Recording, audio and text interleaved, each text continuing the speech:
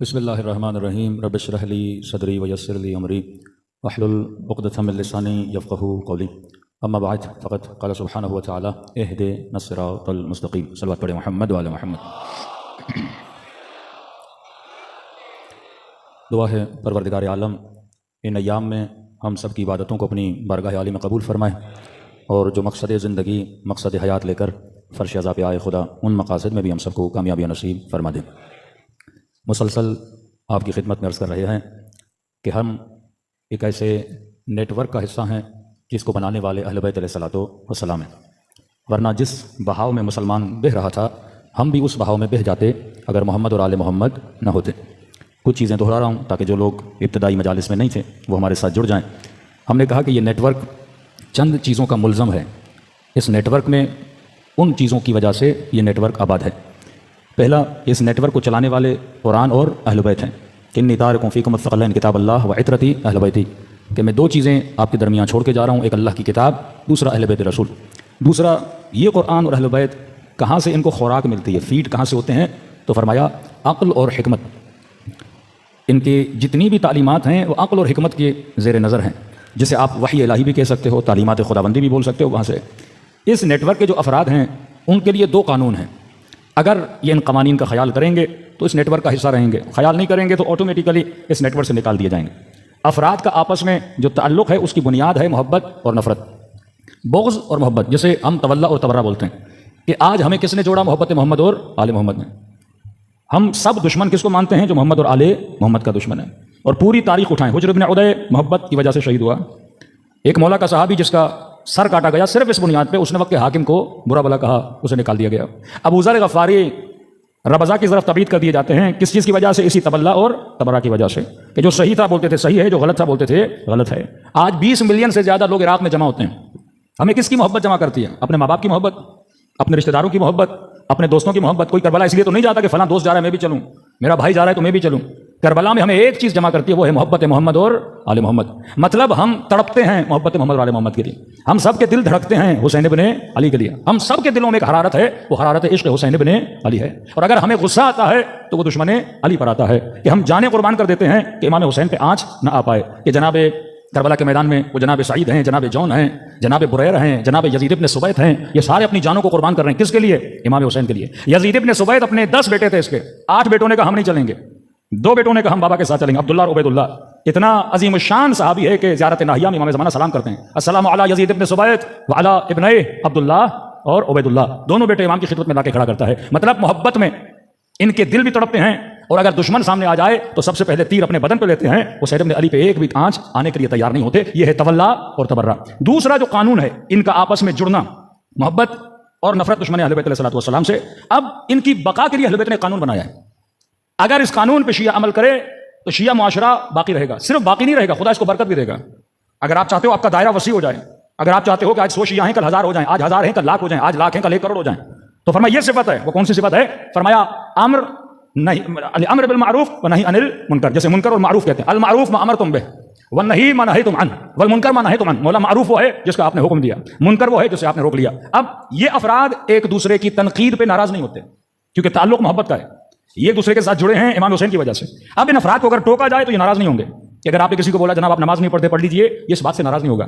کسی بہن نے دوسری بہن کو بولا ذرا اپنے حجاب کا خیال کرو، یہ ناراض نہیں ہوگی۔ یہ ایک دوسرے کی اصلاح میں پیش قدم ہوتے ہیں اور خوش ہوتے ہیں۔ ایک شرابی لیکن چھٹے امام کا چاہنے والا آتا ہے مولا کی خدمت میں، مولا اصلاح کرتے ہیں۔ جناب ابو بصیر صحابی امام درس دے رہے ہیں لیکن خواتین کے ساتھ تھوڑی سی مذاق کرتے ہیں، امام سے بلاتے ہیں اور فوراً اس کا کان پکڑتے ہیں، یعنی کان کھچائی کرتے ہیں کہ تم کبھی آج کے بعد خواتین سے مذاق نہ کیا کرو۔ تو اہل بیت سمجھاتے بھی تھے اور ان کو سمجھانے سے کبھی ان کے چاہنے والے ناراض نہیں ہوتے تھے۔ ناراض وہ ہوگا پھر جس کے دل میں تولا نہیں، ناراض وہ ہوگا پھر جس کے دل میں تبرہ ہے۔ مثلا کربلا کے میدان میں ابن سعد امام حسین کی نصیحت سے غصہ ہو رہا ہے، شبس ابن ربیع جس لائن کا قصہ میں نے کل سنایا، یہ کہے کہ ابن سعد کہ ہم حسین کی نصیحت سننے آئے ہیں یا حسین ابن علی کو قتل کرنے آئے ہیں، تو فرمایا اس نیٹ ورک کا یہ نتیجہ۔ اب اللہ کہتا ہے نتیجہ یہ ہوگا کہ خدا تمہارے گھروں میں، تمہارے معاشروں میں نظام عدل کو قائم کر دے گا۔ یہ نشانی ہے ظہور امام زمانہ کی۔ ملئت جورا وظلما، مولا زمین ظلم اور جور سے بھر چکی ہے، جب آپ آؤ گے قسطا وعدلا، اس کے بعد کیا ہوگا؟ زمین خدا میں عدالت قائم ہو جائے گی۔ صلوات پڑھیں محمد وعلی محمد پر۔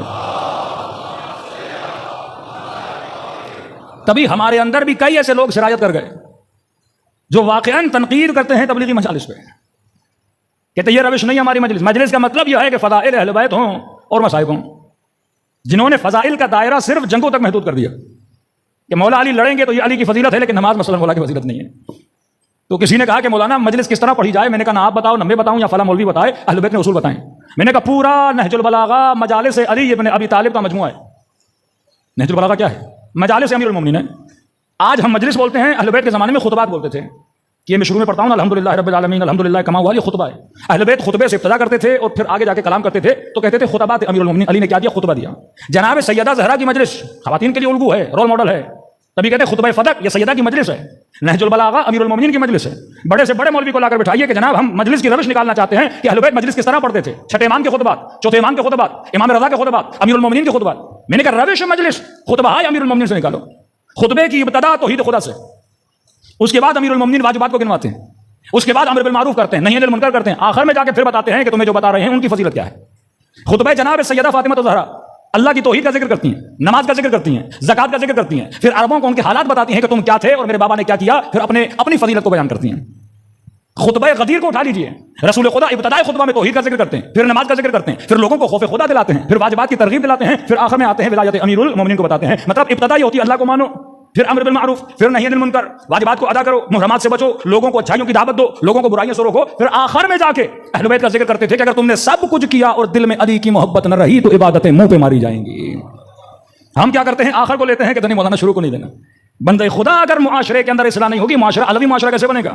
اس زبان کو ہم نے امام زمانہ کے لیے تیار کرنا ہے، اس زبان کے برین کو امام زمانہ کے لیے۔ جب اس کی سوچ امام حسین جیسی نہیں بنے گی، جب اس کی فکر جناب زہرا جیسی نہیں بنے گی، یہ اس انقلاب مہدوی کے لیے تیار نہیں ہوگا۔ تو جب تک معاشرے میں گفتگو کا طریقہ وہ نہ ہو جو محمد آل محمد کا ہو۔ اب وہی کام جو دشمن اہل بیت نے کیا، کیا کام کیا؟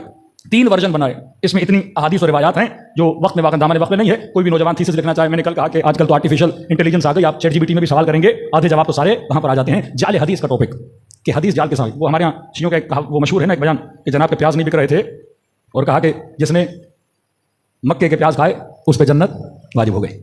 تو یہ بالکل اسی طرح ہے کہ جس نے ایک شیعہ کو مارا اس پہ جنت کیا ہو گئی؟ واجب ہو گئی۔ یہ چمچ بھی اپنی جیبوں میں لے کے جاتے تھے کہ جب مر جائیں گے تو رسول خدا کے ساتھ ڈنر کروایا جائے گا۔ اس طرح کے مفتی تاریخ میں بہت یحرفون الکلم، یہود نے یہی کیا کہ کلمات رسول خدا کی تحریف کی۔ پہلا ورژن کیا بنایا؟ اچھا یہ ساری تحریفات شروع ہو رہی ہیں سلیمان حسن کے بعد، کیونکہ اتنے سخت جنگیں کی امیر المومنین نے، خلیفہ کشی ہوئی، عثمان کا زمانہ، امیر علی کا زمانہ، عمر کا زمانہ، خلیفہ مارے ہیں، وہ لوگ خلیفہ مار رہے ہیں۔ یہ سارے لوگ جو عثمان کو قتل کرنے کے لیے آئے تھے کہاں سے آئے تھے؟ یہ مصر کے مسلمان تھے، یہ سارے کلمہ گو تھے۔ یہ جو امیر المومنین کے مقابلے میں کھڑے تھے یہ کون ہیں؟ یہ وہی ہیں جو کلمہ گو ہیں، کوئی نمازی ہے، کوئی حاجی ہے، کوئی کیا ہے، کوئی کیا ہے۔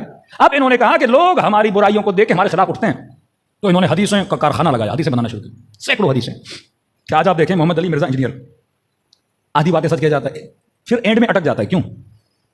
اس کا سورس اہل بیت نہیں ہے، ٹھیک ہے نا؟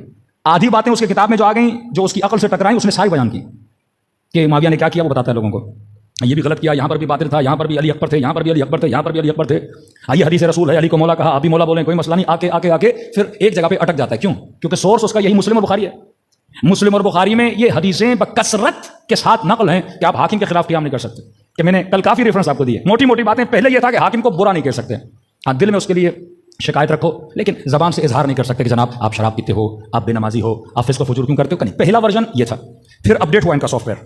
پہلے کہا کہ حاکم کو برا نہیں کہہ سکتے، پھر کہا کہ جو حاکم کو برا کہے گا اللہ اسے قیامت میں رسوا کرے گا، جو حاکم کو برا کہے گا وہ جہنم میں بنے گا، جو حاکم کو برا کہے گا وہ اپنے چہرے کے ساتھ جا کے جہنم میں جا کے گرے گا۔ کہ اگر حاکم کے وجود کے اندر شیطان بھی چلا جائے، اگر وہ آپ کے دین کو بھی تباہ کر دے، آپ کو حق نہیں حاکم کے خلاف بولے، کیونکہ قرآن کی آیت ہے اطیعوا اللہ واطیعوا الرسول واولی الامر منکم، اللہ کی اطاعت کرو، رسول کی اطاعت کرو۔ تیسری اطاعت کس کی ہے؟ اولی الامر کی اطاعت ہے۔ اولی الامر جس نے حکومت کی، الملک لمن غلب، ملک اس کا ہے جو اس پہ غالب آ گیا۔ اب چاہے غالب یزید آئے یہ اس کا ملک ہے، غالب امیر شام آئے یہ اس کا ملک ہے۔ میں نے کہا اہل سنت میں کوئی میکنزم نہیں تھا خلافت کا۔ پہلی خلافت ثقیفہ میں بنی، دوسرے خلیفے کو پہلے نے بنایا، تیسرے خلیفے کے لیے شورا بنی، چوتھے خلیفے معاویہ ابن ابی سفیان تلوار کے زور پہ خلیفہ بنے، پانچویں خلیفے نے باپ نے بیٹے کو بنا دیا، چھٹے کو باپ نے بیٹے کو بنا دیا۔ یعنی آپ پورا جاتے ہو، کوئی میکنزم پاکستان میں الیکشن ہوں گے، ایک میکنزم بنا ہوا ہے نا، بنا ہوا ہے، عمل نہیں ہوتا۔ ہمارا ملک جو ہے تاریخ اسلام کا نمونہ ہے، کیونکہ یہاں بھی جنگ اقتدار کی جنگ ہے، تخت کی جنگ ہے، کون ہوگا اقتدار کس کے پاس ہوگا، پاور، اس پاور کے چکر میں پھر ظلم ہوتا ہے، وہ اس کو گراتا ہے، وہ اس کو گراتا ہے۔ اس دن یہاں پہ لائٹ چلی گئی تو میں نے کہا کہ آپ نے بندوبست نہیں کیا، تو انتظامیہ نے کہا مولانا اس علاقے میں کبھی لائٹ جاتی نہیں ہے لہٰذا ہم نے بندوبست نہیں کیا۔ میں نے کہا آپ کو سوچنا چاہیے، آپ ہو پاکستان میں، یہاں وزیر اعظم کا بھی بھروسہ، یار صبح اٹھو تو وزیر نہیں رہتا اور اگلے دن اٹھو کسی آلو کو وزیر اعظم بنا دیا جاتا ہے۔ صلوات پڑھے محمد والے محمد پر۔ پنجاب میں ایک جگہ مجلس پڑھ رہا تو میں نے لفظ آلو استعمال کیا، تو کہا کہ مولانا آپ نے آلو کیوں کہا؟ میں نے کبھی آپ نے سوچا اتنے لوگ تھے، ایک خاص بندے کو وزیر اعظم کیوں بنایا گیا؟ تو میں نے کہا سبزیوں میں جو آلو ہے وہ ہر سبزی میں فٹ ہو جاتا ہے، تو بعض لوگ ایسے ہیں جو ہر جگہ کیا ہو جاتے ہیں، فٹ ہو جاتے ہیں. یہ آپ لوگوں کے لیے بصیرت کی نگاہ ہے کہ کون بندہ کہاں بیٹھا. صلوات پڑھے محمد والے محمد. پہلا ورژن یہ کہ زبان سے مخالفت نہیں کر سکتے. دوسرا ورژن کہا کہ تمہاری آخرت بھی گئی، جہنمی بن جاؤ گے اگر حاکم کے خلاف ایک جملہ بولا. ابھی میں نے آلو بولا ہے تو شاید میں جہنمی بن گیا ان حدیثوں کی روشنی میں کہ آپ حاکم کے لیے ایک توہین کا جملہ بھی نہیں بول سکتے. اگر بولو گے تو ان روایات کی روشنی میں آپ کیا بن جاتے ہو، جہنمی بن جاتے ہو. اور اپڈیٹ کیا سسٹم کو. تیسرا ورژن، کیونکہ امت جب پہلے پہ خاموش رہی ایک قدم اور آگے بڑھے، جہنمی بنا دیا. امت جب دوسرے قدم پہ خاموش رہی تو تیسرے قدم پر آئے. رسول خدا نے فرمایا ہے جو جماعت سے جدا ہو جائے، امت بیعت کر لے اور ایک بندہ مخالفت کرے تو اس کا قتل بھی جائز ہے، چاہے وہ کوئی بھی کیوں نہ ہو. اب سوچو کہ جب سیدہ دروازے کے پیچھے تھیں، یہ جملے ہیں ہماری تاریخ میں، ان کے نہیں ہے تو نہیں ہے. کہا کہ مجھے نہیں پہچانتے میں کون ہوں، مصطفیٰ کی بیٹی ہوں. اس گھر میں حسنین رہتے ہیں. اس نے کہا فاطمہ ہو تو کیا، حسنین ہیں تو کیا. وہی نظریہ. اگر مقابلے میں آئے تو چاہے کوئی بھی ہو اس کا قتل کیا ہو جاتا ہے، جائز ہو جاتا ہے. پہلے کہا قتل جائز ہے، پھر قتل کر کے دکھایا. واقع حرہ 70 کے قریب اصحاب، 700 کے قریب قاریان قرآن 3 دن مدینے کو حلال کیا. واقع حرہ کے بعد عبد الملک مروان کے زمانے میں حجاج ابن یوسف اٹیک کرتے ہیں مدینے پر. عبداللہ ابن عمر جناب عمر کے بیٹے کہتے ہیں اس قدر چیزیں سرایت کر چکی تھیں لوگوں کے ذہنوں میں کہ بھائی حاکم کی بیعت کرو ورنہ جہنمی بن جاؤ گے. کہتے ہیں حجاج ابن یوسف اپنے گھر میں سو رہا تھا اور کسی فعل بد میں مبتلا تھا. یہ دروازے پر آئے کہ میں نے بیعت کرنی ہے. لوگوں نے کہا بھائی ابھی بزی ہیں جناب. میں نہیں بتا سکتا وہ کس کام میں بزی تھا. ابھی بزی ہے جناب. نہیں میں نے بیعت کرنی ہے. ایسا نہ ہو کہ کیونکہ اگر بیعت کرے بغیر بندہ مر گیا تو جہالت کی موت مرا. کہتے ہیں انہوں نے کہا بھائی وہ بہت اصرار کر رہے ہیں بیعت کرنی ہے. کہہ رہے ہیں یہ اتنا بد اخلاق تھا کہ صحابی کا بیٹا بیعت کرنے آیا، یہ بستر پہ سو رہا تھا، اس نے کہا میں بزی ہوں. اس نے اپنی ٹانگ نکالی اور کہا کہ میرے پیر سے کیا کر لو، بیعت کر لو. اور وہ پیر پہ ہاتھ لگا کے چلے گئے کہ ہماری کیا ہو گئی، بیعت ہو گئی. تیسرا ورژن قتل کرو، اور قتل کیا. اتنا قتل کیا کہ آپ کی سوچ ہے. کہتے ہیں مسجد کوفہ سے خون ایسے باہر آتا تھا جیسے بندہ کوئی مسجد کو پانی سے دھو رہا ہو. اتنے سر کاٹے کہ ان سروں پہ کالیچے بچھا کے چلا کرتے تھے. یہی اسی فتوے کی بنیاد پر کہ قاضی شرح فتوا دو. کس بنیاد پہ فتوا دوں؟ کہ یہی کہ حسین نے حاکم کے خلاف خروج کیا ہے. واللہ آج آپ چلے جائیے ان لوگوں کو جو یہی عقیدہ رکھتے ہیں، اس میں ذہبی ہے، اس میں قرطبی ہے، اس میں سارے اکابر امت انہی حدیثوں کے چکر میں پھنسے ہوئے ہیں. تو میں کہتا ہوں نا جب ماخذ اور منبع اہل بیت نہ ہو تو لوگ گمراہ ہو جاتے ہیں. آج آپ کا مسلمان بھائی وہ بیچارہ کیا کرے؟ وہ کتاب اٹھاتا ہے ایک طرف قال رسول اللہ، جس نے حاکم کے خلاف قیام کیا، حاکم چاہے حبشی ہو، حاکم چاہے فاسق ہو، حاکم چاہے شرابی ہو، اس کے خلاف قیام نہیں کرنا، جماعت امت سے الگ نہیں ہونا، رفضہ تم رافضی بن جاؤ گے، اس کا قتل جائز ہے. اب ایک مرتبہ دیکھتا ہے کہ نبی کا نواسہ قیام کر رہا ہے تو کہتے دیکھو احترام اپنی جگہ پر، لیکن یہاں پہ حسین نے جماعت سے اختلاف کر کے الگ ہوئے اور نبی کا فرمان یہ تھا لہٰذا امت میں فتنہ ہو گیا، اتنا بڑا قتل ہو گیا. حسین کو نہیں آنا چاہیے تھا. یہ نہیں کہتے کہ یزید نے جو کیا غلط ہے، کہتے نہیں یزید حسین ابن علی نیاز باللہ غلط کیا قیام کر کے، یزید کو احتراماً کچھ نہیں کرنا چاہیے تھا. اس کے فعل کو برا نہیں کہتے. اب آپ کو قیام امام حسین کی سمجھ آئے گی کہ امام حسین کا قیام 2 جملے کہتے ہیں کہ اپنے جد کے دین کو زندہ کرنے کے لیے نکلا ہوں. دوسرا فرمایا جو بدعتیں امت میں آ گئی ہیں، حسین ان بدعتوں کو ختم کرنے کے لیے باہر آیا ہے. دین کی شکل اتنی بگڑ گئی کہ لوگوں کو پتہ ہی نہیں کہ دین رسول کیا ہے. کہ 100 سال تک حدیث سے سنانا منع، لیکن شام میں حدیث سنانے کی آزادی. جب لوگ نہیں سنیں گے قال قال رسول اللہ، جب لوگ نہیں سنیں گے کہ رسول خدا نے کیا کہا، اور صرف حکومت پرنٹ کرتی رہے گی کتابوں کو اپنے مفادات میں کہ رسول نے یہ کہا، تو امت کا تو قصور نہیں ہے، امت گمراہ ہو جائے گی. اب اس امت میں قیام کیا امام حسین نے. میں نے کہا یہ قیام حسین ابن علی امت کو ایک الگ لائن دے رہا ہے. اسلام میں 2 اسلامی ورژن بنے ہیں. ایک وہ ورژن جس پہ اہل بیت چلے، ایک وہ ورژن جس پہ پوری امت چلی. امت ہمیشہ حکمرانوں کے دین پر تھی، اہل بیت ہمیشہ حکمرانوں کے مقابلے میں کھڑے رہے. اپنی سیرت سے بتایا کہ اگر حاکم فاجر ہو میرے نانا نہیں کہہ سکتے کہ تم اس کے لیے کچھ بھی نہیں کہہ سکتے. لیکن اب ایک چھوٹا سا سوال ہے، ہم کس حد تک حاکم کی مخالفت میں جا سکتے ہیں؟ کوئی اہل بیت نے میکینزم بنایا کہ آپ کو پتہ چلا آپ کا حاکم شراب پیتا ہے تو اس کا مطلب یہ تو نہیں بندہ تلوار لے کے باہر نکلے. اصلاً حاکم کے خلاف نہ بولنا صحیح ہے یا حاکم کے خلاف بولنا صحیح ہے؟ بولوں تو کس حد تک بولوں، خاموش رہوں تو کس حد تک خاموش رہوں؟ اس کی مثال میں آپ کو اس طرح دوں گا. یہ بات آپ کا عقل بھی اس کی تائید کرے گا کیونکہ یہ مکتب عقل ہے. ایک مرتبہ آپ ایک بس میں بیٹھے ہیں، بس کے اندر ڈرائیور بھی ہے، مسافر بھی ہیں. مسافر شور مچائے تو بس کو زیادہ خطرہ ہے کوئی غلط حرکت کرے، یا ڈرائیور اگر غلط حرکت کرے تو مسافر کو خطرہ ہے. مسافر شور کرے گا اتنا خطرہ نہیں ہوگا، لیکن اگر ڈرائیور غلط کرے تو پوری بس کو کھائی میں گرا سکتا ہے. اب سوال یہ ہے اگر ڈرائیور صحیح گاڑی نہیں چلا رہا تو میں نے کیا کرنا ہے؟ کہ ڈرائیور کے سر پہ ڈنڈا مارنا ہے؟ یہاں ڈرائیور کو ماروں گا اور سیدھا بس کہاں چلی جائے گی؟ کھڈے میں چلی جائے گی. میں نے ڈرائیور کو سمجھانا ہے کہ آپ نے اس کام کو انجام نہیں دینا. اہل بیت نے پہلے حکمرانوں کو سمجھایا، نصیحت کی. امیر المومنین کے خطوط پڑھیے جو امیر شام کو لکھے ہیں، یہ نہج البلاغہ خط ہے امیر نصیحت سے بھرے ہوئے خط ہے امیر شام کو. پھر وہ علی کو جواب دیتا ہے، پھر مولا علی اسے جواب دیتے ہیں. امام رضا نے حاکم کو قتل نہیں کیا، سمجھایا. چھٹے امام نے حکما کو سمجھایا. امام حسین مقابلے میں تب آتے ہیں جب ایک شخصیت نمونے فسق بن جائے. امیر شام بھی تھا پر علی الاعلان وہ کام نہیں کرتا تھا جو یزید نے کیا ہے. دوسری خلافتیں بھی گزری لیکن علی اعلان وہ کام نہیں ہوتے تھے، نصیحت کر دیتے تھے بھائی یہ نہ کرو. لیکن یزید مجسمہ فسق بن گیا، علی اعلان کہنے لگا کہ نہ کوئی وحی آئی نہ کوئی ملائکہ آئے، یہ وہ ڈھونگ تھا جو بنو ہاشم نے رچا. اور اسی کو امپلیمنٹ کرنے کے لیے بعض بچوں کو یہ سوچنا چاہیے کہ یزید کا مسئلہ تھا مولا حسین، تو چلو یزید اگر تم نے امام حسین کو شہید کر دیا خاتمہ ہو گیا نا، ختم کرو بات کو. لیکن یہ یزید نے کیوں کیا کہ سروں کو کاٹا، لاشوں پہ گھوڑے دوڑائے، بچیوں کو قیدی کیا، تماچے مروائے، شرابیوں کے بازار میں لایا، بازاروں کو سجایا؟ کیا اتنا مینٹل تھا کہ اسے نہیں پتا کہ اہل کوفہ میرے بارے میں کیا سوچیں گے، میں ایسا کام کیوں کر رہا ہوں جس سے میرے خلاف پروپیگنڈا ہو، کہ آنے والی نسلیں بولیں کہ یزید نے آل رسول کے ساتھ. اگر صرف قتل امام حسین تک یزید رہتا تو شاید اس کا بچا ہو جاتا. لیکن امام حسین کو شہید کرنے کے بعد یہ آرڈر دیا جائے کہ اب گھوڑے بھی دوڑاؤ، یہ آرڈر دیا جائے کہ کٹے ہوئے سروں کو بازاروں میں گھماؤ، یہ آرڈر دیا جائے کہ علی کی بیٹی کے ہاتھوں میں رسیاں باندھو، یہ آرڈر دیا جائے کہ بازاروں کو سجاؤ، ڈھول بجانے والے آئے. یہ سارے کام یزید کیوں کر رہا تھا؟ کیونکہ یزید کا مسئلہ امام حسین نہیں تھا، یزید کا مسئلہ تھا اللہ، یزید کا مسئلہ تھا رسول خدا.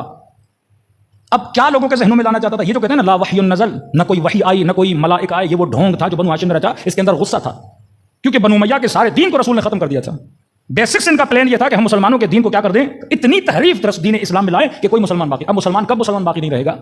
جب کوفے والے شام والے کلمہ پڑھتے تھے اللہ کا اور گواہی دیتے تھے محمد کی نبوت کی، لا الہ الا اللہ کوئی اللہ نہیں، محمد رسول اللہ، محمد اللہ کا رسول ہے. اب جب بازار میں کٹے ہوئے سر آئے نا، لوگ دیکھتے تھے یہ کس کا سر ہے؟ یہ جس محمد کا کلمہ پڑھتے ہیں اس کے بیٹے کا سر ہے. اب ذہن میں آٹومیٹکلی سوال آئے گا نا آپ کے کہ ارے اگر کوئی خدا ہوتا، اگر کوئی نبی ہوتا تو وہ خدا اپنے نبی کے نواسے کو بچاتا. اتنا بڑا ظلم ہوا کربلا میں، خدا کچھ نہ بولا. اگر وہ نبی تھا تو اپنے نواسے کو، یہ کیسا دین ہے کہ جو اپنے نواسے کو بچا نہیں پا رہا؟ یہ کیسا دین ہے اسی نبی کی نواسیوں کے ہاتھوں میں رسیا لیکن بچا نہیں پا رہا اپنی نواسیوں کو؟ کہ اللہ وحی نزل، وہی نہیں، ڈھونگ تھا سارا. اگر خدا ہوتا تو بچاتا نا حسین کو. تبھی معجزہ امام حسین یہ ہے، یہ بعض بدبخت کہتے ہیں معجزہ نہیں ہوا. بندے خدا اس معجزے کا ہونا لازمی تھا تاکہ دین خدا ثابت ہو. کہ نو کے نیزہ پہ امام حسین کے سر نے کلام کرنا شروع کیا، ان اصحاب الکہف والرقیم، کہ ہے کوئی خدا، ہے شہید زندہ، ہے کوئی محمد. پھر یزید کے دربار میں جب لایا گیا تبھی وہ کہتا ہے، یہ سیدہ زینب کو تانا مارنا کہ اللہ نے تم کو رسوا کیا. کسے بدنام کر رہا ہے؟ زینب کو نہیں، اللہ پہ الزام دے رہا ہے، اللہ نے کیا تمہارے ساتھ، کوئی اللہ ہے ہی نہیں کہتا ہے. تو پھر وہاں پر بھی سیدہ زینب کس کی تعریف کرتی ہیں؟ اللہ کی تعریف کرتی ہیں کہ ہمیں پتا ہے تو کسے خراب کرنا، توحید کو خراب کرنا چاہتا ہے، تو مسلمانوں کے ذہنوں میں خدا کو مٹانا چاہتا ہے. اس کو فرماتی ہے ماں رأیت الا جمیلا، زینب نے اللہ سے حسن کے علاوہ کچھ بھی نہیں دیکھا. یہ دین کو جڑوں سے اکھاڑنا چاہتا تھا. یہ امام تبھی کہتے بنا الہ الا اللہ حسین، واللہ اگر حسین نہ ہوتے تو مسلمان ہوتا تو آج ترکی والا مسلمان ہوتا کہ جب روزہ بھی کرے تو شراب کے ساتھ روزہ افطاری کرے، نہ دین نہ ایمان کچھ بھی نہیں، صرف کلمہ رہے. مسجد میوزیم بن چکی ہیں، لوگ گھومنے جاتے ہیں. کسی مومن کو کہا ایسا کہ مولانا کسی کا چہرہ قدرتی طور پہ لال ہوتا ہے، کسی کا نہیں ہوتا. اردو کی مثال ہے نا، اپنے چہرے پہ چپیڑے مار کے اپنا چہرہ لال کرتا ہے کہ میں تجھ سے زیادہ لال ہوں. کہ یہ ایسے مسلمان ہیں انگریزوں کو بتاتے ہیں کہ تم تو ہو بے حیا لیکن ہم تم سے بھی 2 قدم زیادہ بے حیا ہیں. نہ رہن سے نہ سہن سے کبھی نہیں لگے گا کہ یہ مسلمان ہیں. آج وہ مسلمان آپ کو نظر آتا. آج اگر دین بچا ہوا ہے، مسجدوں میں نمازیں پڑھ رہے ہو، یہ کس کا احسان ہے؟ حسین بن علی کا احسان ہے. امام حسین نہ ہوتے یہ یزیدی حکومتوں کا سلسلہ چلتا رہتا اور دین کا خاتمہ ہوتا. صلوات پڑھیں محمد والے محمد پر. اجل فرجوں. تیسرا ورژن یہ لایا، پہلے خلیفے کے خلاف بول نہیں سکتے، پھر یہ کہا کہ جو بولے گا جہنمی، پھر یہ کہا جو بولے گا اس کا قتل بھی کیا ہے؟ جائز ہے. جس کے نتیجے میں قاضی شرح نے فتویٰ دیا کہ امام حسین کا قتل جائز ہے. میں نے کہا نا یزید نے بھی کسی مولوی سے فتویٰ لے کے کیا کیا تھا؟ قتل کیا تھا، تاکہ مجھے جواز اسلامی مل جائے کہ ہم قتل کرتے ہیں. اور امام حسین نے ان ساری احادیث کو جو رسول خدا کی طرف نسبت تھی کہ حاکم کے خلاف قیام نہیں کر سکتے، اپنے قیام سے ان کو کیا کر دیا؟ رد کر دیا کہ حسین و منی و انا من الحسین، یہ سید شباب اہل جنت ہے. کیسے ممکن ہے یہ اپنے نانا کی سیرت پہ نہ چلے؟ صلوات پڑھے محمد والے محمد. واجل فرج یا علی. اب امام حسین کے بعد امام زین العابدین نے کس طریقے سے، میں نے کہا وہ جو نئے مسلمان تھے ان کو خریدا، خریدنے کے بعد ان کو مکتب اہل بیت کی تربیت دی، پھر ان کو پھیلا دیا پوری دنیا میں. ذہبی اپنی کتاب میں لکھتا ہے آپ کے امام محمد باقر علیہ الصلوۃ والسلام کے لیے، کہتے ہیں اپنے زمانے میں فقیہ ترین اگر کوئی بندہ تھا وہ محمد ابن علی تھے، اور اس زمانے میں اگر کوئی واقعاً لائق خلافت تھے وہ محمد ابن علی تھے. 5ویں امام. 5ویں اور 6ویں امام میں بنو امیہ اور بنو عباس میں جھڑپیں ہوئیں. معصومین نے موقع ڈھونڈا. علماء فرماتے ہیں 5ویں 6ویں امام تک منظم شیعوں کا کوئی گروہ نہیں تھا، بس دلوں میں امیر المومنین کی محبت تھی. لیکن جو بنیادیں تشیع کی بنانی تھی وہ 5ویں اور 6ویں امام نے بنائی. کہ وضو کیسے کرنا ہے معصوم نے بتایا، سیرتنا سیرت النبی انا اسیر بسیرت جدی، کہ دیکھو اگر دیکھنا ہے کہ میرے نانا وضو کیسے کرتے تھے وضو کر کے دکھاتے تھے. حج کے احکام بتائے، روزے کے احکام بتائے، اصول دین بتائے، فروع دین بتائے. اپنے شیعوں کو تیار کیا مختلف مناظروں کے لیے. اتنا بڑا نیٹ ورک آپ کے پاس میں بنا دیا. یعنی مولا مدینے میں بھی رہتے تھے، کوفے بھی جاتے تھے. 3 جگہوں کو امام نے مرکز بنایا، مدینہ، اس کے بعد امام نے کوفہ، تیسرا جس کو امام نے مرکز بنایا وہ امام کی توجہ کس کی طرف تھی؟ ایران کی طرف تھی۔ اب کوفہ کی بنیاد خلیفہ ثانی کے زمانے میں، کوفہ فوجی چھاونی تھا، یہ مسلمان جہاں جہاں سے آتے تھے فوجیں جمع کی جاتی تھی کوفے میں، فوج جمع ہوتی تھی، یہاں سے جنگوں میں جاتے تھے، پھر سارے غنائم کوفے میں آتے تھے، پھر لوگوں میں تقسیم کر دیے جاتے تھے۔ لیکن اتنی تیزی سے کوفہ آباد ہوا، کوفے میں سب سے زیادہ جو لوگ رہتے تھے وہ اشعری کہاں کے؟ یمن کے آئے ہوئے لوگ تھے۔ یمنیوں کا ایک مسئلہ تھا، یمنی کبھی خلیفہ نہیں بن سکتے تھے کیونکہ یہ قرشی نہیں تھے۔ جس طرح امریکہ میں جو کالے ہیں ان کو بڑے بڑے عہدے نہیں دیے جاتے، اب یہ تو بائی چانس اوباما مثلا وہاں کا پریزیڈنٹ بن گیا، یہ کبھی کبھی ایک بندے کو بنا دیتے ہیں، لیکن پوری ہسٹری میں دیکھیں کالوں کی اتنی ویلیو نہیں۔ تو کالے اپنے وجود کے اظہار کے لیے امریکہ میں کیا کرتے ہیں؟ زیادہ تر کالے آپ کو اسپورٹ میں نظر آئیں گے، باکسنگ میں نظر آئیں گے، سیلیبریٹی بننا چاہتے ہیں، سنگر بننا چاہتے ہیں، تاکہ وہ اس معاشرے میں اپنی ویلیو، اپنا نام بنا سکیں، جس معاشرے میں ان کو بڑے بڑے عہدوں پہ لانے نہیں دیا جاتا۔ یمنیوں کا یہی حال تھا، یمنی خلیفہ نہیں بن سکتے تھے، تو یمنی یا حافظ قرآن بنتے تھے یا یمنی بہترین جنگجو تھے۔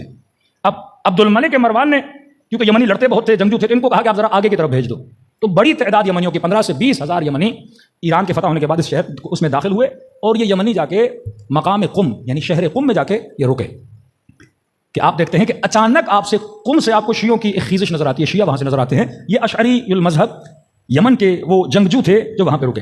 اب یمنیوں کے دل میں امیر المومنین کی محبت ضرور تھی۔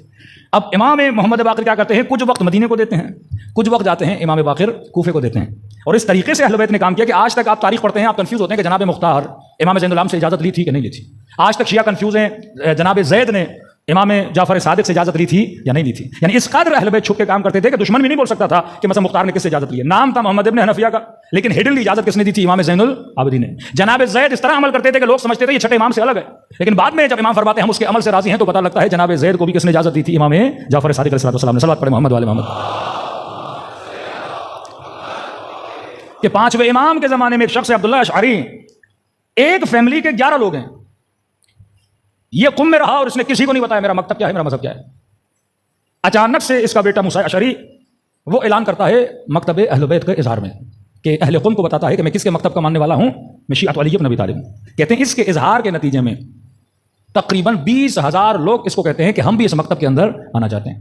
اب یہ وہ بندہ ہے جس پہ حکومت کی توجہ نہیں، اور حکومت اتنی پریشان ہے کہ یہ کب ملا محمد ابن علی سے، امام باقر سے، یہ کب ملا، کب شیعہ بنا، اور اس کی فکر کب اہل بیت والی بنی، اور اچانک اس نے اعلان کر دیا۔ یہ بھی امام خط بھیجتے تھے کہ اب یہ وقت تقیہ کا وقت ہے، یہ وقت تمہارے مکتب کے اظہار کا وقت ہے، کہ پورے قم کے افراد، قم اور کاشان، پھر امام کو خط جاتا ہے اہل کاشان کا کہ مولا آپ اپنی طرف سے کوئی نمائندہ بھیجیں، پھر امام بیٹا ہے ان کا علی ابن محمد ان کو کاشان کی طرف بھیجتا ہے، جو کاشان کی مسجد میں 3 سے 4 سال تک درس دیتے ہیں، مکتب تشیع کا تفسیر دیتے ہیں، فقہ سکھاتے ہیں، شیعت کی بنیادوں کو وہاں پہ مضبوط کرتے ہیں، اور بعد میں اٹیک ہوتا ہے جب پتہ چلتا ہے کہ اس قدر شیعہ بڑھ گئے ان کو شہید کیا جاتا ہے۔ آج بھی وہ مومنین جو ایران جاتے ہیں، میں کہوں گا آپ اس امامزادے کی ضرور زیارت پہ جائیں، جن کی زیارت کا ثواب امام حسین کی زیارت کے برابر ہے، علی ابن محمد۔ یہ کاشان میں ایک جگہ ہے جہاں پہ مدفون ہے۔ آغائے مرعشی نجفی کے زمانے میں یہ جو جہاں پہ ان شہداء کی قبور، یہ بالکل امام حسین کی طرح ان کو شہید کیا گیا۔ تقریباً یہ 80-90 ساتھی تھے آپس میں جن کو شہید کیا، اور سیم امام حسین کی طرح ان کا گلا کاٹا گیا اور ان شہداء کو بے دردی سے شہید کیا گیا۔ یہ فرزند امام محمد باقر ہے۔ آغائے مرعشی نجفی کے زمانے میں آج بھی وہاں کا ایک خادم زندہ ہے، شاید 90 سال کا ہوگا، اس کی ڈاکومنٹری بھی انٹرنیٹ پہ پڑی ہوئی، آپ دیکھ سکتے ہیں، یہ معجز اہل بیت علیہ الصلوۃ والسلام ہے۔ آغائے مرعشی نجفی کو وہاں پہ بلایا گیا، کیوں بلایا گیا؟ کیونکہ امام بارگاہ یا اس شہید کے مقبرے کی زمین پہ اختلاف ہو گیا، کیونکہ ہوتا یہ تھا کہ اس زمانے میں لوگ اگر ایک بندہ اولاد نہیں ہے وہ اپنی ملکیت وقف کر دیتا تھا فلاں امامزادے کے نام پہ۔ جتنے امام رضا کے موقوفات ہیں کسی امام کے نہیں ہیں، یعنی مشہد کی شاید 30% زمینیں کس کی؟ امام رضا کی ہیں۔ لوگوں نے زمینیں، لوگوں نے باغات۔ جناب فاطمہ معصومہ کی جہاں قبر ہے یہ بھی ایک مومن کا باغ تھا، اس نے اپنی زندگی میں باغ کس کو دے دیا؟ جناب معصومہ قم کو دے دیا، اور بی بی وہاں پہ کیا ہوئی؟ دفن ہوئی۔ تو زمین کا اختلاف ہوا، ان کو کاغذات نہیں مل رہے تھے، تو انہوں نے ڈھونڈنا شروع کیا۔ کسی نے کہا کہ پرانی الماری میں کاغذ رکھے تھے، دیواریں بن چکی ہیں، شاید دیواروں کے پیچھے الماریاں چھپی ہوئی ہوں، تو انہوں نے کچھ کھدائی شروع کی۔ جب کھدائی شروع کی تو باقاعدہ جیسے کسی دروازے پر دیوار بنائی گئی ہو، وہ دیوار گری اور اندر ایک سرنگ تھی۔ اب کسی کو جرت نہیں ہو رہی تھی، ایک بندہ اندر گیا اور اس نے دیکھا وہاں پہ کوئی 27 کے قریب 28 کے قریب تابوت پڑے ہوئے ہیں، تو یہ خوف کے مارے باہر آیا اور انہوں نے کہا کہ قبلہ ہمیں جرت نہیں، آیت اللہ مرعشی نجفی کو بلایا جائے۔ آغائے مرعشی نجفی کے زمانے میں وہ کاشان گئے، تو خود بہت بوڑھے تھے، اگر وہاں جانا چاہتے تو تھے، لیکن انہوں نے کہا کہیں زخمی نہ ہو جاؤں، لہٰذا میں اوپر ہوں۔ انہوں نے اپنے نمائندے کو نیچے بھیجا کہ اندر جو کاغذات ہیں وہ بھی لے کر آ اور بتاؤ اندر کیا ہے، کیونکہ کسی کو نہیں پتا تھا اس دروازے کے اندر کیا ہے، یعنی جہاں ان کی زری ہے یہ نیچے ایک سرداب ٹائپ جگہ ہے جہاں کا دروازہ ٹوٹا تھا۔ تو آج بھی وہ خادم حرم زندہ ہے جو نیچے گیا تھا، اس کی ڈاکومنٹری پڑی ہوئی ہے۔ یہ کہتے ہیں جب ہم اندر گئے اور سرداب کے نیچے کئی تابوت پڑے ہوئے تھے، سارے جو تابوت تھے ان پہ کیلیں لگی ہوئی تھی، بند تھے، لیکن 3 سے 4 تابوت کھلے ہوئے تھے۔ تو کہتے ہیں جب ہم نے تابوت کا تختہ اوپر سے ہٹایا تو ہمیں صحیح سالم جسم اس تابوت کے اندر نظر آئے، کسی کے سر پہ چوٹ تھی، کسی کے بدن پہ زخم تھے، بالکل صحیح سالم۔ یہ خادم کہتا ہے جب ہم نے ان کو دیکھا کہ صحیح سالم بدن تابوت کے اندر پڑے ہوئے ہیں تو کہہ رہے ہم آپس میں اتنی آہستہ بات کر رہے تھے کہ ہمیں یہ محسوس ہو رہا تھا یہ لوگ سو رہے ہیں، کہیں ہم تیز بات کریں گے کہیں یہ جاگ نہ جائیں۔ پھر یہ باہر آئے، ان کو وہ کاغذات میں ملے، پھر ایک تختی تھی جس پہ سارے شہداء کے نام لکھے تھے، پھر ان کی شہادت کیسے واقع ہوئی، کس زمانے میں شہادت واقع ہوئی، کس نے ان کو شہید کیا، یہ تاریخ وہاں سے ملی، یہ باہر لے کر آئے، پھر اس کو چھپوا کے آغا رشید نجفی کے زمانے میں وہاں لگایا گیا، اور یہ معجزہ طور پہ پھر لوگوں نے وہاں پہ آنا شروع کیا۔ کتنے امام زادے، یعنی ایک قم میں اعلان ہوا شیعت کا، قم کے جنوب میں آپ جائیں کاشان، قم کے شمال میں جائیں شہر رے، یعنی قم سے شیعت نکلی کاشان تک گئی، شہر رے میں امام زادے حمزہ جن کو شہید کیا، اس کے بعد عبدالعزیز حسنی کو معصوم نے بھیجا، پھر وہ وہاں پہ شہید ہوئے۔ یہ لوگ آتے گئے جن کی زیارتوں کا ثواب معصومین نے کہا کس کی زیارت کے ثواب کے برابر ہے، امام حسین کی زیارت کے ثواب کے برابر ہے۔ یہاں سے شیعت نکلتی ہے، پھر یہی اہل قم سمرقند جاتے ہیں، بخارا جاتے ہیں، وہاں تک شیعت بڑھ جاتی ہے، بخارا سے یہ آگے بڑھتے ہیں، بغداد جاتے ہیں، بغداد میں شیعت کو پھیلاتے ہیں، پھر یہی اہل قم اصالتاً یمن کے تھے، آئے کوفے سے تھے، شیعت بڑھائی قم میں، پھر یہ بغداد سے سفر طے کرتے ہیں جبل العامل کی طرف، جبل العامل لبنان میں، پھر جبل العامل سے علماء صفویہ کے دور میں ایران آتے ہیں، جس میں آپ آیت اللہ بہادری کا نام سنتے ہیں یا آغا آملی کا نام سنتے ہیں، یہ آمل کے علماء تھے، جبل العامل سے آئے۔ اس طرح سے اہل بیت علیہ الصلوۃ والسلام کے نیٹ ورک کو اہل بیت نے پھیلایا۔ امام محمد باقر یہ پہلے امام ہیں جنہوں نے سب سے زیادہ وکیل بنائے۔ پہلے صرف اصطلاح آتی تھی کہ یہ ہمارا صحابی ہے، امام کے زمانے میں صحابی کی اصطلاح، خادم کی اصطلاح، صراف کی اصطلاح نکلی، وکیل کی اصطلاح نکلی، امام نے ڈیوٹیز کو آپس میں بانٹا۔ اتنا بڑا نیٹ ورک معصومین نے بنایا کہ امام نے اپنے بندے رکھے کہ یہ سارا خمس جمع کرتے تھے، پھر شیعوں میں تقسیم کرتے تھے۔ یعنی اس زمانے میں جو اسلامک بینکنگ کا کوئی کانسیپٹ نہیں تھا، لیکن معصوم نے یہ کانسیپٹ دیا کہ اس جناب نے 1000 دیا، اس نے 10,000 دیے، اس نے 5,000 دیے، پھر امام نے ایک صحابی کو اس کی ذمہ داری دی کہ تم سب کا مال جمع کرو گے، اس نے مارکیٹ میں اپنا بہت بڑا کپڑے کا دکان لگایا، پھر اسی کی آمدنی سے وہ شیعیان اہل بیت میں کیا کرتا تھا، تقسیم کرتا تھا۔ کہ 7ویں امام کے زمانے میں اتنے وکیل بڑھ گئے کہ وکیلوں کی تعداد بڑھ گئی، کوئی وکیل اہواز کی طرف بھیجا گیا، کوئی وکیل نیشاپور کی طرف بھیجا گیا، کوئی وکیل قم کی طرف بھیجا گیا۔ یہ وکلا تمام تر شیعوں سے کلیکشن کرتے تھے اور اہل بیت علیہ الصلوۃ والسلام کی طرف لاتے تھے۔ اب یہ نہیں حکمرانوں کی نگاہ نہیں تھی، لیکن اتنے مضبوطی سے کام کرتے تھے، پھر سر چھپ کے کام کرتے تھے کہ مطلب لوگوں کا پیسہ بھی جمع کرنا، ڈائری میں ان کے نام بھی لکھنا، اور دشمن کو بھنک بھی نہیں پڑتی تھی پیسہ کہاں سے آ رہا ہے اور اہل بیت کا نیٹ ورک کیسے چل رہا ہے۔ صلوات پڑھیں محمد والے محمد پر۔ ایک امام کے صحابی ہیں جن کا نام ہے موسیٰ بن عبداللہ، یہی وہ بندہ ہے جس نے اپنے مذہب کا کیا تھا، آشکار کیا تھا کہ ہمارا مذہب ہے۔ اب ایک مولا کے شاگرد کی مثال دوں، ابو جعفر۔ امام نے مناظر تیار کیے تھے، اس کو کہا کہ تمہارا کام ہے مناظرہ کرنا، کچھ کو کہا کہ تمہارا کام ہے صرف جاؤ بستیوں میں حدیث سناؤ، کچھ کو کہا کہ تمہارا کام ہے احکام سناؤ، کچھ کو کہا کہ تمہارا کام ہے کلیکشن کرو، لوگوں کو ڈیوٹیز دے کے امام نے بانٹا۔ یہ ابو جعفر، یہ چھٹے امام کے زمانے میں بہترین مناظر، یہ کہتے ہیں جواب اس کے آستین میں رہتا تھا، یہاں سوال ہوا اس نے ٹھک کر کے کیا کر دیا، جواب دے دیا۔ ان کو بلایا حضرت زید نے، بیٹے ہیں امام زین العابدین، کہ ابو جعفر، یہ رؤساء شیعہ میں سے مانا جاتا تھا، لوگ اس پہ بڑا بلیو کرتے، کہ ابو جعفر مانتے ہو کہ ہم آل رسول ہیں؟ اب اخلاق دیکھیے، احترام بھی رکھتے تھے اور اپنی بات بھی پہنچاتے تھے۔ کہ جی آپ فرزند رسول ہیں۔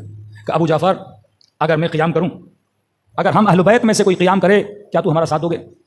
ابو جعفر نے کہا کہ جناب زید میری جان آپ پہ قربان ہو جائے، فرزند امام ہیں، کہ اگر آپ کے بابا کہیں اور اگر آپ کے بھائی کہیں یا آپ کے چچا کہیں تو میں قیام کے لیے تیار ہوں۔ کہا کہ اگر میں کہوں میرا ساتھ دو گے؟ سیدھا جواب دیا کہ نہیں، آپ کا ساتھ نہیں دوں گا۔ کہا کیوں نہیں دو گے ساتھ؟ کیا میں فرزند زین العابدین نہیں ہوں؟ کہا دیکھیے اللہ نے ایک جان دی ہے اور ایک امام دیا ہے، تو اس جان کو اسی امام پہ ہی قربان کروں گا اگر وہ میرے مولا کیا دیں گے، حکم دیں گے۔ کہ ابو جعفر تم کیا سمجھتے ہو کہ مجھے نہیں پتا کہ امامت کیا ہے؟ کہ میرے بابا نے زین العابدین نے مجھے ہاتھوں سے کھانا کھلایا ہے، کہ جب کھانا گرم ہوتا تھا پھونک پھونک کے دیتے تھے کہ میری زبان جل نہ جائے۔ کیا تم نہیں سمجھتے کہ میرے بابا نے مجھے علم نہیں دیا کہ امام کون ہوتا ہے؟ اب دیکھو، ایک طرف امام کا بیٹا، ایک طرف شاگرد امام جعفر صادق جو بحث کر رہا ہے کس کے ساتھ؟ امام کے بیٹے کے ساتھ۔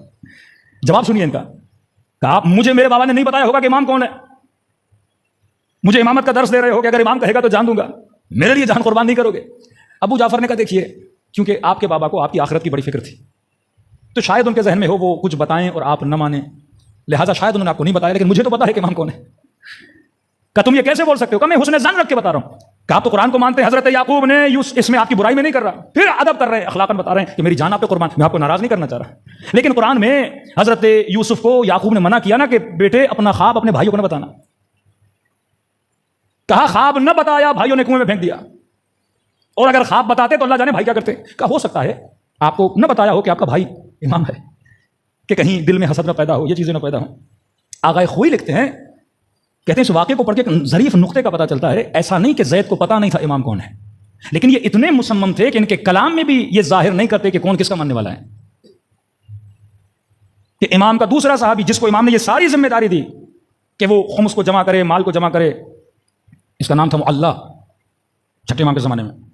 مولا جب حج کے لیے روانہ ہوئے، ایک بدبخت تھا داؤد، اس کو پتا چلا کہ جعفر ابن محمد حج پہ گئے۔ امام جعفر صادق سے بہت ڈرتے تھے یہ لوگ، اتنا رسوخ تھا امام جعفر صادق کا مدینے میں، مدینے پہ کنٹرول، عراق پہ کنٹرول تھا، ایران پر اہل بیت علیہ الصلوۃ والسلام کا کنٹرول ہو چکا تھا۔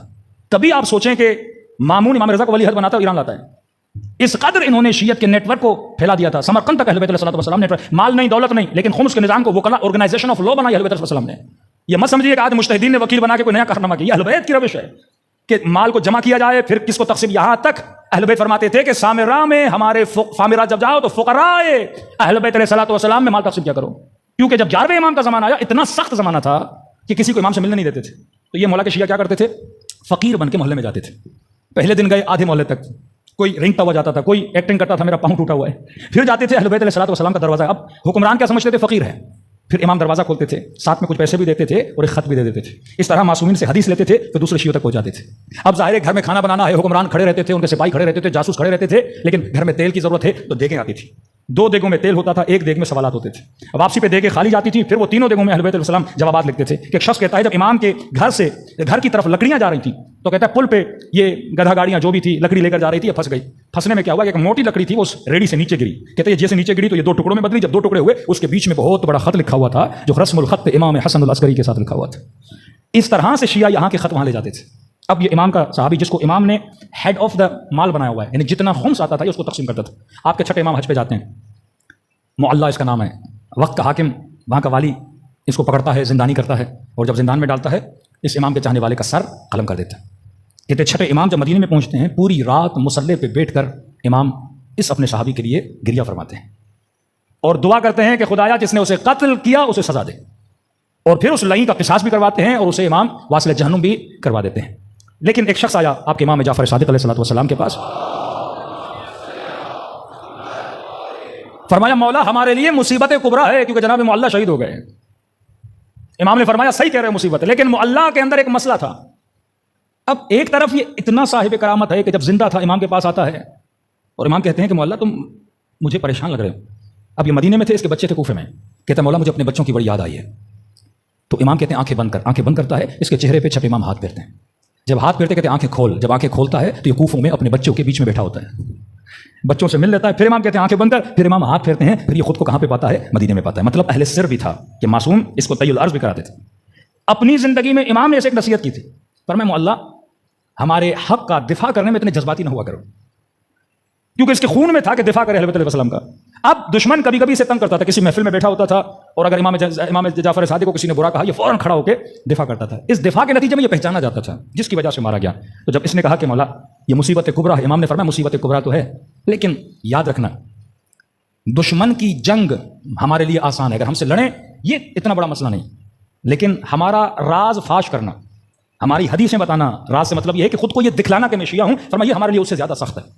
کیونکہ اگر تم نے خود کو ظاہر کر دیا کہ میرے شیعہ ہو, امام نے فرمایا یا سولی پہ چڑھایا جائے گا یا تمہارا سر قلم کر دیا جائے گا. تو فرمایا اس معاشرے میں اگر کام کرنا ہے تو اصحاب سر بن کے کام کرو. اور اسی طرح اہل بیت علیہ السلام نے کام کیا کہ آپ کی جتنی فقہ اربعہ ہیں, وہ زمانہ جو جبر گرائی کا زمانہ تھا جس میں کہتے تھے اگر کوئی مر گیا تو اللہ کی مرضی سے, اگر کوئی جیا تو اللہ کی مرضی سے, یہاں امام نے فرمایا الامر بین الامرین. صلوات پڑھے محمد والے محمد پر. مثلا امام کے پاس 2 لوگ آتے تھے, کس طرح معصوم تربیت کرتے تھے. کسی نے کہا کہ مولا اللہ طاقت رکھتا ہے کہ دنیا کو انڈے میں ڈال دے, تو امام کسی کو کہتے تھے ہاں. دوسرا آیا مولا اللہ طاقت رکھتا ہے کہ دنیا کو انڈے میں ڈالے, امام نے کہا یہ من الامر محال ہے. اب دیکھیے ایک سادہ بندہ جس کی تربیت کرنی, ایک پڑھا لکھا بندہ.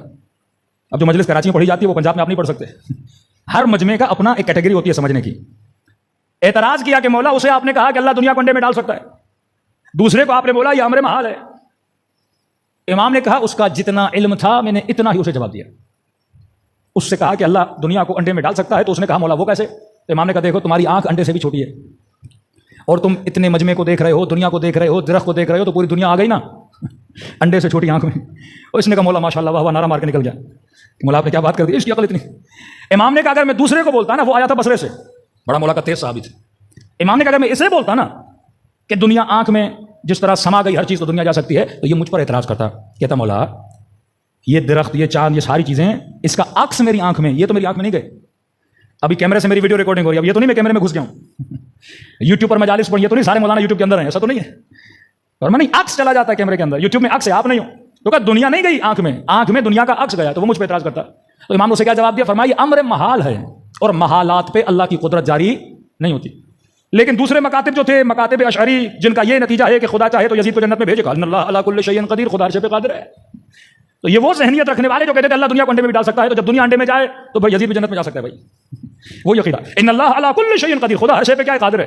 تو بھائی اونٹوں کی قطار کو کیا خدا سوئی سے، اب یہ زمانہ چھٹے امام کا جہاں پہ ایسے فکری سوالات ہو رہے توحید خدا میں، قدرت خدا میں، قرآن حادث قرآن قدیم ہے، یہ مباحث علمی، ان کا جواب کون دے رہا ہے؟ چھٹے امام. یہ وہ زمانہ غلات کا زمانہ، یہ وہ زمانہ نصیریت عروج پر ہے، یہ وہ زمانہ صوفیہ عروج پر ہے کہ چھٹے امام پہ اعتراض کرتے ہیں آپ نے اچھا لباس پہنا، ہم آپ کے بابا علی کی طرح لباس پہن رہے ہیں. امام رضا پہ اعتراض کرتے ہیں آپ اچھے کھانے کھاتے ہیں، ہمیں دیکھیے ہم کھجوروں پہ گزارا کر رہے ہیں. اس معاشرے میں اہل بیت کیا کر رہے ہیں؟ اسلامی معاشرے کہ ذہبی کہتا ہے کہ 5 امام افقہ الرجال تھے عرب میں، ان سے بڑا کوئی فقیہ نہیں تھا. اگر خلافت کے لیے کوئی واقعاً ہو سکتا تھا وہ محمد باقر تھے. امام نے اسے جواب دیا یہ امر محال ہے. یہاں پہ یہ مکتب عقلانیت کا مکتب ہے، یہاں پہ اللہ کو لاکھ سجدے کرتے ہو کہ خدا نے اہل بیت علیہ السلام کے لیے ساتھ ہمیں جوڑا، ورنہ آج بھی ہم جبر کے قائل ہوتے کہ جو کچھ ہو رہا ہے اللہ کر رہا ہے، ہم نہیں کر سکتے. امام کیسے؟ امام نے فرمایا دیکھو یہ امر محال ہے اور محالات پہ خدا کی قدرت نہیں چلتی. کیا مطلب ایک چیز کو اللہ نے محال بنایا، خدا خود اپنے قانون کو نہیں توڑتا. اللہ نے انڈے کو چھوٹا بنایا، اللہ نے دنیا کو بڑا بنایا، اللہ نے انڈے کو کمزور بنایا، اللہ نے دنیا کو مضبوط بنایا. تو کمزور میں مضبوط نہیں جا سکتا، یہ اللہ کے قانون کے خلاف ہے.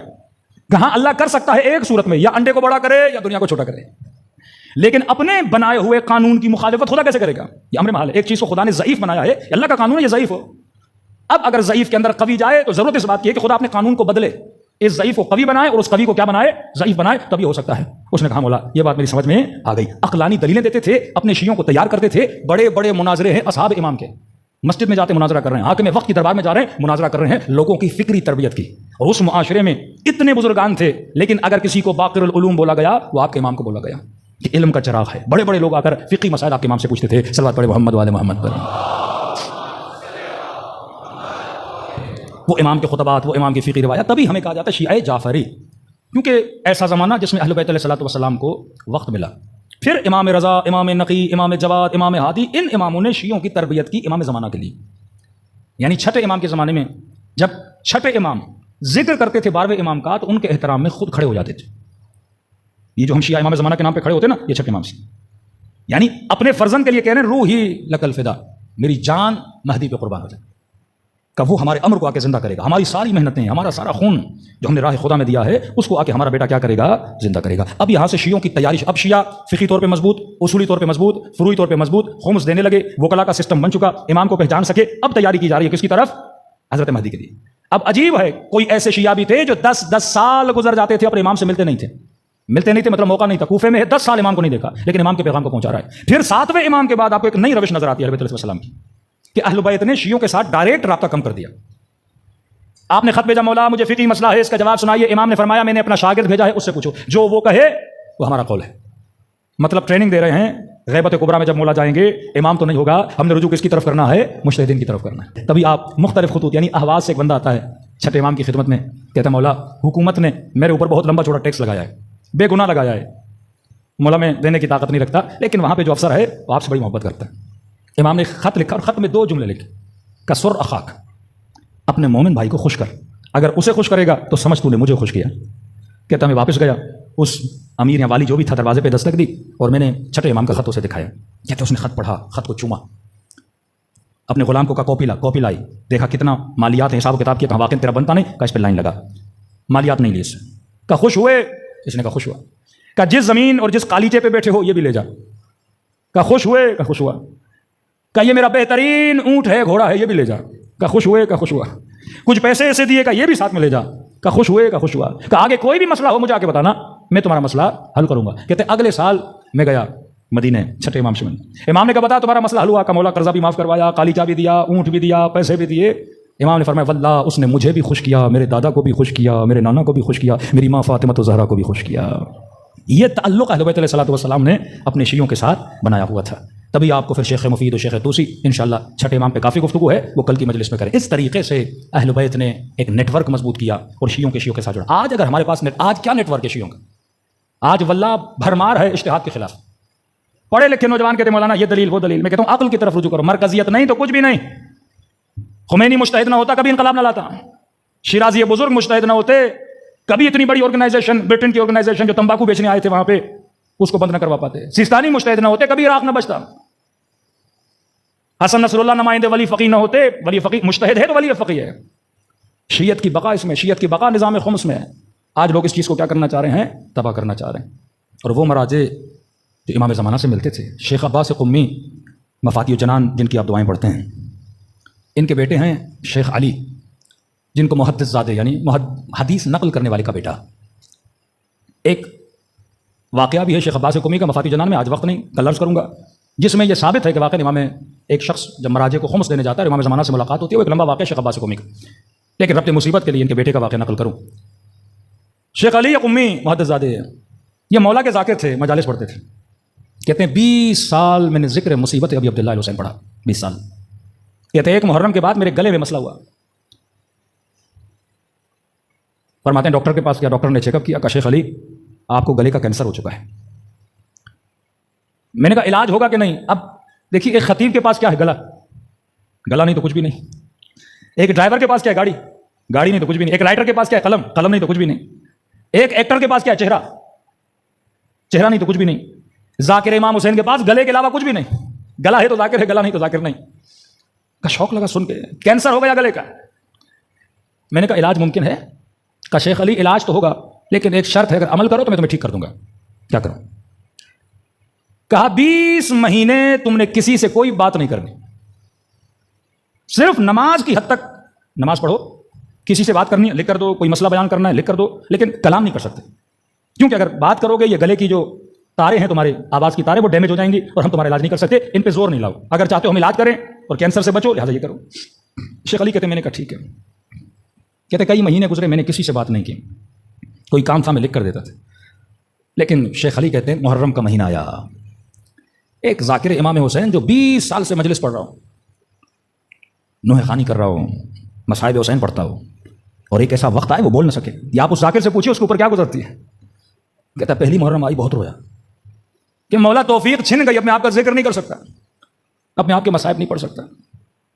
شیخ علی کہتے ہیں 6-7 محرم کا دن آیا، سو گیا، کہتے ہیں خواب کے عالم میں غالباً اپنے بابا کو یا کس کو دیکھا، وہ کہہ رہے تھے کہ شیخ علی اس کمرے میں رسول خدا بیٹھے ہیں اور امام حسین بیٹھے ہیں، اور مجھے کہہ رہے ہیں کہ شیخ علی کو بلاؤ ہمارے لیے ذکر مصیبت کرے۔ میں نے کہا میں رسول خدا کے سامنے جرات نہیں کر سکتا، کہ رسول خدا بلا رہے کہ آ ذکر مصیبت کر ہمارے سامنے۔ کہ تو اس کمرے میں داخل ہوا، رسول خدا بیٹھے تھے، امام حسین بیٹھے تھے۔ میں نے کہا جی یا رسول اللہ، کہ میرے حسین کے بچوں کے مسائل پڑھو۔ یا رسول اللہ میں کیسے جرات کر سکتا ہوں؟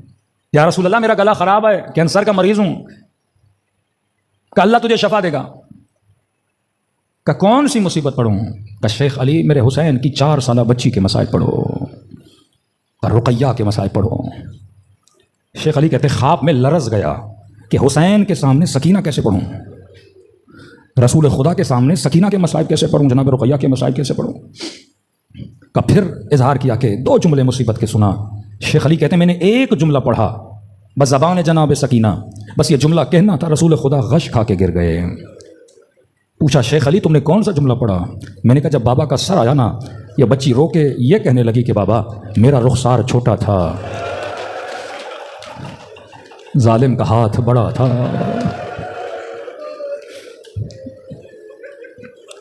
کہ خواب کے عالم میں اتنے لرز رہے تھے کہ ان کی زوجہ نے ان کو اٹھایا، شیخ علی اٹھ، کیا ہوا؟ کہ نیند سے اٹھا، پسینے سے گیلا۔ کہ کیا ہوا؟ کہ خواب میں رسول خدا آئے، سکینہ کے مسائب پڑے، رسول بے ہوش ہو گئے۔ شیخ علی کہتے ہیں ایک مرتبہ گلے کی طرف نگاہ کی، اللہ نے مجھے شفا دی۔ کہتے ہیں شیعو مجھے اس خواب سے 2 چیزیں سمجھ میں آئیں، ایک تو رسول کو سکینہ کے مسائب بڑے پسند ہیں، دوسرا اگر شفا چاہتے ہو بیماریوں سے تو خدا کو سکینہ کا واسطہ دیا کرو۔ یہ واسطہ خدا رد نہیں کرتا۔ دلوں کو کربلا لے جائیں، یہ رونے کی راتیں ہیں، یہ حسین کو پرسے کی راتیں ہیں، یہ شکریہ کی راتیں۔ مولا حسین اتنی نجاستوں سے نکال کر آپ نے فرش عزا پہ بٹھایا ہوا ہے۔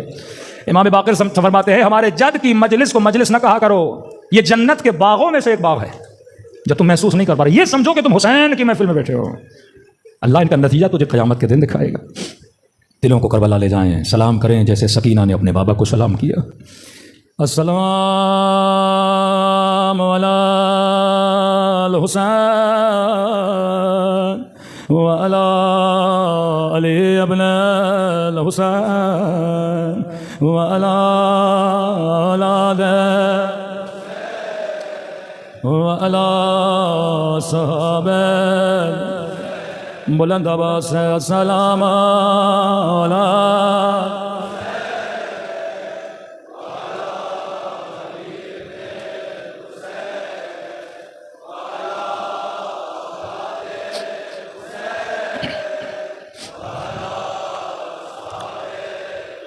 سب مل کے السلام علی الحسین وعلی علی ابن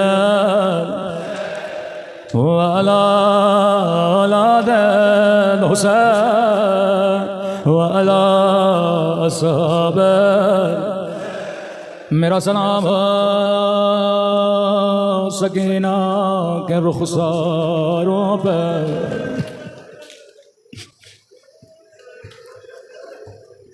مجھے نہیں معلوم اس بی بی کی فضیلت اتنی کیوں ہے، بڑی شباہتیں ہیں اہل بیت کے گھرانوں کی مصیبتوں میں، شاید کیونکہ سکینہ سیدہ زہرا سے بڑا ملتی ہے۔ امام رضا فرماتے ہیں شیو چھوٹی چھوٹی باتوں کے لیے ہمیں ہماری دادی زہرا کا واسطہ نہ دیا کرو۔ بڑی محبت کرتے تھے اپنی جد امجدہ سے، شاید سکینہ اس لیے پیاری ہیں کیونکہ اس بچی کی بڑی شباہت ہے جناب زہرا سے۔ سیدہ بھی بابا کے بعد زیادہ دن زندہ نہ رہے، سکینہ بھی اپنے بابا کے بعد زیادہ زندہ نہ رہے۔ سیدہ کی کمر جوانی میں جھک گئے تھے، روایت کے جملے ہیں جب یہ بچی زندان شام میں چلتے تھے تو دیواروں کا سہارا لے کے چلتے تھے۔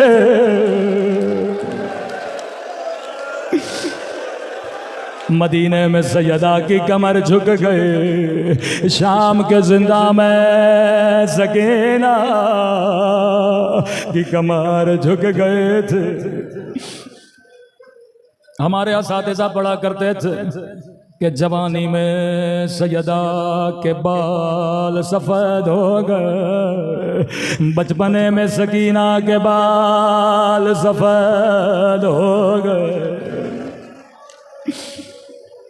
لیکن ایک مصیبت ہے جس کی شباہت سکینہ سے نہیں ہے، کسی اور شہید سے ہے۔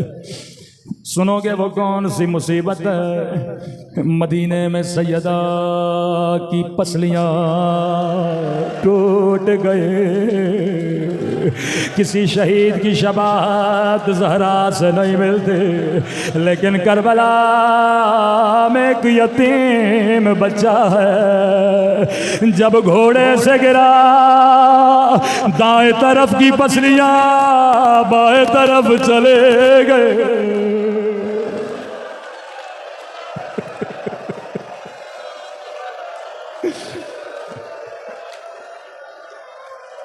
میں نے کسی جگہ پڑھا یہ شباہت کربلا میں ایک یتیم کی شباہت ہے۔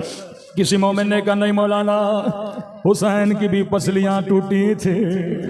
میں نے کہا ٹوٹی تھی، لیکن حسین میں اور حسن کے یتیم میں ایک بڑا فرق ہے۔ میرے مولا کی پسلیاں ٹوٹی جب مولا شہید ہو گئے تھے، لیکن قاسم زندہ تھا، دائیں طرف کی پسلیاں بائیں طرف چلی گئے۔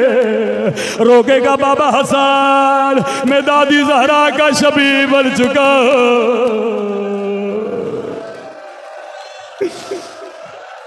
بابا ایک نگاہ یتیم پہ کرو، میری پسلیاں دادی کی طرح ٹوٹ گئے۔ شاید آپ کے ذہن میں سوال پیدا ہو کسی اور شہید کی پسلیاں کیوں نہیں ٹوٹیں؟ مقتل کے جملے ہیں جب حسین نے قاسم کو گھوڑے پہ بٹھایا، فرمایا بدن اتنا نحیف تھا، کہا عباس ذرا لے کر آ تاکہ جو تیر لگے رک جائے، جو نیزہ لگے رک جائے۔ عباس کہتے ہیں میں نے خیموں میں بڑا تلاش کیا لیکن کوئی ذرا نہیں ملا جسے قاسم کے بدن پہ رکھا جائے۔ یہ وہ شہید ہے جو بغیر ذرا کے میدان میں گیا، جب نیزے لگے قاسم کے بدن کے ٹکڑے ٹکڑے ہو گئے۔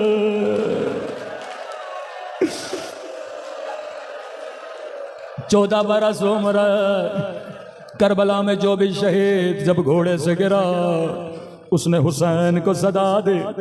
راوی کہتے ہیں قاسم اتنا چھوٹا تھا جب گھوڑے سے گرا آواز دی اماں اماں اماں میں گھوڑے سے گر گیا. حسین دوڑے دوڑے میدان میں پہنچے کہیں قاسم کا لاشا نظر نہیں آیا. میرے استاد پڑھا کرتے تھے حسین نے دائیں دیکھا لاشا نظر نہیں آیا, بائیں دیکھا لاشا نظر نہیں آیا. کہ قاسم امام ہو کے کہہ رہا ہوں مجھے آواز دو. دائیں طرف سے آواز آئی جی میرے مولا, بائیں طرف سے آواز آئی جی میرے مولا. اب آ کے دامن کو بچھایا, کٹی ہوئی انگلیاں اٹھائے, کٹے ہوئے گوشت کے ٹکڑے اٹھائے, نجف کی طرف منہ کیا. روکے گا بابا علی, خیبر فتح کرنا آسان ہے, خندق فتح کرنا آسان ہے, لیکن یتیم کی لاش کے ٹکڑے اٹھا لا.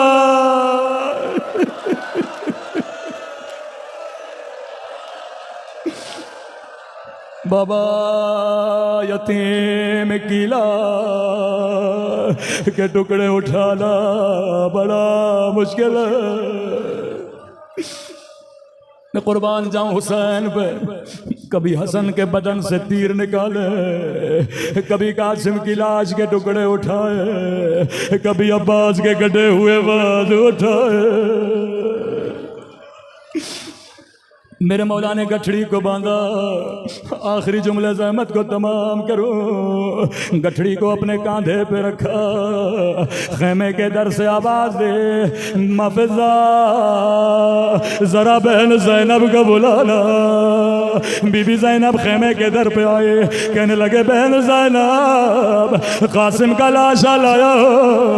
سیدہ نے کہا حسین تیرے ہاتھ تو خالی ہے, لاشا کہاں ہے؟ کہا زینب ماں کو نہ بتانا, یہ جو گٹھڑی دیکھ رہی ہو اس میں قاسم کی لاش کے ٹکڑے ہیں. ماتم حسین